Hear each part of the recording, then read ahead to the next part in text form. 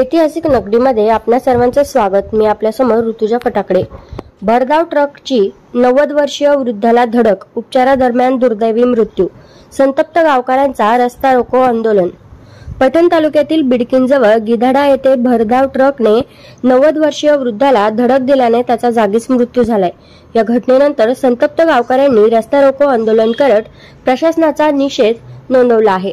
अधिक माहिती अशी की गिधाडा गावातील रहिवासी रसूल हुसेन सय्यद वय 90 वर्ष हे 1 फेब्रुवारी रोजी दुपारी 4:30च्या सुमारास रस्ता ओलांडत असताना बिडकीनहून देहगावकडे भरधाव वेगाने जाणाऱ्या ट्रक क्रमांक MH50-1857 या ट्रकने त्यांना धडक दिली। या भीषण अपघातात ट्रकच्या चाकाखाली उजवा पाय आल्याने तो चेंदामेंदा झाला आणि मोठ्या प्रमाणात रक्तस्राव झाल्यामुळे ते गंभीर जखमी झाले। गावकऱ्यांनी आणि नातेवाईकांनी त्यांना तातडीने ग्रामीण रुग्णालय बिडकीन येथे नेलं। तेथील उपचार सुरू असताना औरंगाबाद येथील खासगी रुग्णालयामध्ये संध्याकाळी 6 वाजता त्यांना हलवण्यात आलं। मात्र रात्री 8:30च्या सुमारास उपचारादरम्यान त्यांचा मृत्यू झाला। मागील वर्षीही याच घरातील व्यक्तीचा त्याच जागेवर अपघात मृत्यू झाला होता। या घटनेने गावकऱ्यांमध्ये संतापाची लाट उसळली आहे। घटनेनंतर दुसऱ्या दिवशी 2 फेब्रुवारी रोजी दुपारी 4 वाजता दफनविधी पार पडल्यानंतर संतप्त नातेवाईक आणि ग्रामस्थांनी बिडकीन देहगाव रस्त्यावर रस्ता रोको आंदोलन केलं। त्यामुळे वाहतूक कोंडी निर्माण झाली होती। घटनेची माहिती मिळताच सहाय्यक पोलीस निरीक्षक निलेश शेळके, अशोक माने, योगेश नाडे आणि पोलीस पथकाने तातडीने घटनास्थळी धाव घेतली आणि ग्रामस्थांची समजूत काढून आंदोलन मागे घेण्याचं आवाहन केलं। त्यानंतर वाहतूक सुरळीत करण्यात आली। या अपघाताबाबत बिडकीन पोलीस ठाण्यात तक्रार दाखल करण्याची प्रक्रिया सध्या सुरू आहे।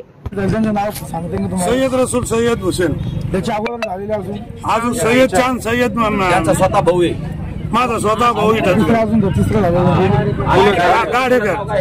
आज हे 3 प्रकरण इथंच झालेले आहे गावातले। फाट्यावरच झालेले मेन फाटा लेकरा बाळाचा बी शाळेत जाणारे लोक बी इथूनच जाते। रोड करेक्शन करायला प्रशासनाला जागे करण्यासाठी तुम्ही इथं मौती झाल्या आल्यावर इथं बसले आहेत का?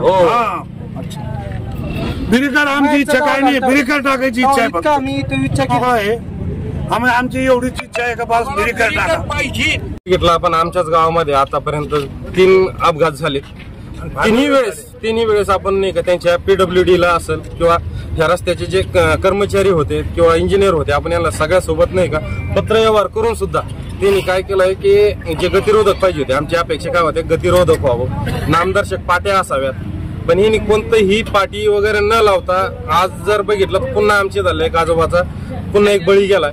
यांना सकाळी मी कॉन्टॅक्ट केलं, दबके नावाचे एक त्यांचे इंजिनियर आहेत, त्यांना बोललो की त्यांना हे सांगितलं की मी पहिलेही तुम्हाला सांगितलं होतं की आम्हाला जे गतिरोधक असावेत, पण त्यांनी काय केलंय की आता मी पुन्हा सांगितलं की मी बाहेर आहे, उडावडीची उत्तरं दिले।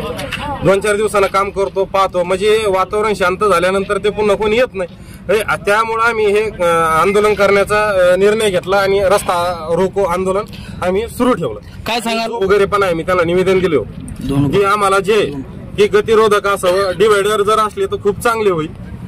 असंही नाही का आपण ग्रामपंचायत मार्फत सुद्धा त्यांना वेळोवेळी मागणी केलेली झालीत। त्याच्यामध्ये बरेचसे कुटुंब उद्ध्वस्त झाले।